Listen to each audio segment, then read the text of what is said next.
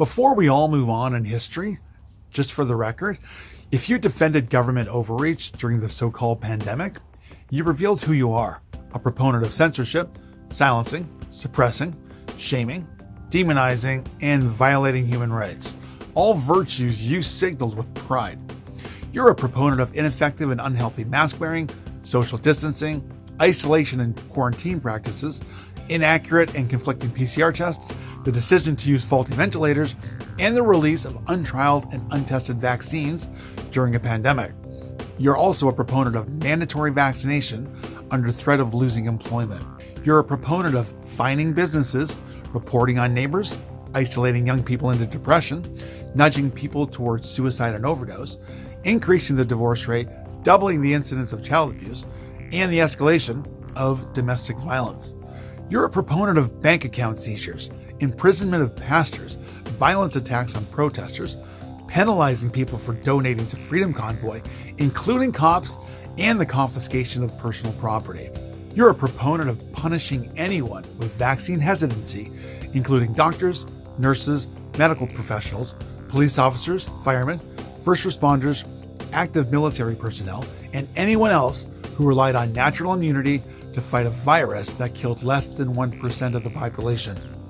You're a proponent of keeping family from visiting grandma. You wanted old people in the nursing home to die alone. You wanted nothing but everyone to obey TV. You wanted people to suffer for disobeying social and corporate media. You applauded the FBI's infiltration of Facebook and Twitter to deplatform citizens for questioning government, the CDC, or World Health Organization. You denounced doctors Peter McCullough, Robert Malone, and other experts in immunology and virology. You smugly dismissed the use of ivermectin and its success in Mexico. In fact, you dismissed any alternative response to COVID, including that of successful nations like Sweden and most countries in Africa. You ignore facts that vaccinated people contracted COVID, that the vaccines had side effects, and that the rate of all-cause mortality has risen dramatically since 2021. You're a proponent of crippling the economy and driving people out of business. You're a proponent of locking up the border, which destroys small businesses related to the tourism industry. You're a proponent and victim of brainwashing. Groupthink is your model and mocking people is your method. You invented the term free dummy to describe free thinkers who simply questioned the official narrative. You didn't visit Freedom Convoy, therefore did not seek to understand opposing views. You did not learn firsthand about Ottawa cops working with the Freedom Convoy to park trucks downtown. This I saw firsthand.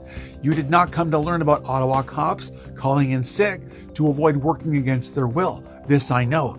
You did not learn about cops scheduling vacation or quitting because they agreed with Freedom Convoy. This I know because it was the police who witnessed firsthand the rise in divorce, domestic violence, suicide, overdose, and child abuse. You did not see the donations of goods and food streaming in from all of your favorite stores that you likely still support to this day. You did not see firsthand the cooperation of plazas and stores, including Walmart, allowing Freedom Convoy meeting points in their parking lots, food distribution, shuttles, and bathroom facilities. And you did not see the crowds that streamed into downtown Ottawa restaurants seeking a snack, drink, or meal. Truth is, you missed out on the bonding, love, conversations, speeches, music, food, laughs, dancing, banter, camaraderie, and most of all, on the fulfillment that comes from the exercise of democracy. While stewing in anger, you allow the government and media to prevent you from expressing tolerance, patriotism, soul, goodness, conscience, and the God mind. You're a proponent of Trudeau's unnecessary, illegal, and unconstitutional declarations of the Emergencies Act and the violent removal of peaceful protesters. You are spineless, soulless, and brainless. This socialization started in grade school.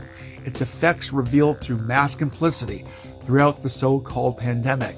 You're a proponent of free government money, not realizing that the infusion of cash would cause unparalleled inflation and later wreak havoc on the finances of all Canadians.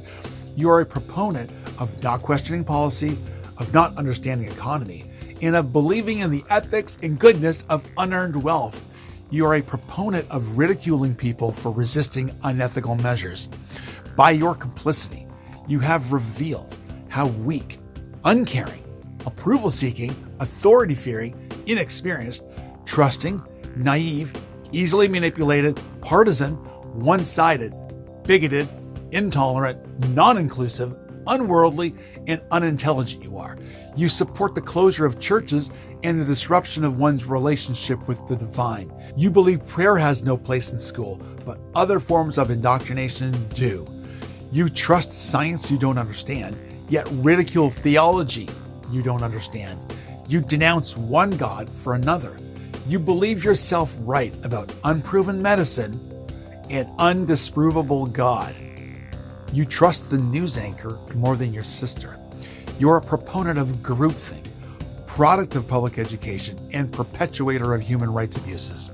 You love fear-mongering, threatening, and name-calling while leaving the research to others. You signal virtues because you fear being different, thinking for yourself, standing alone, challenging convention, opposing popular opinion, being humiliated, or feeling rejected.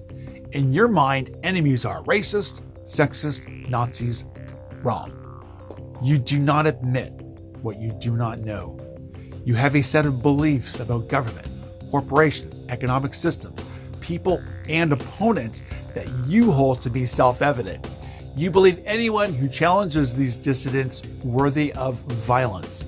Lastly, you are a follower of the highest kind, the type evil leaders love because they can count on you to do as they wish.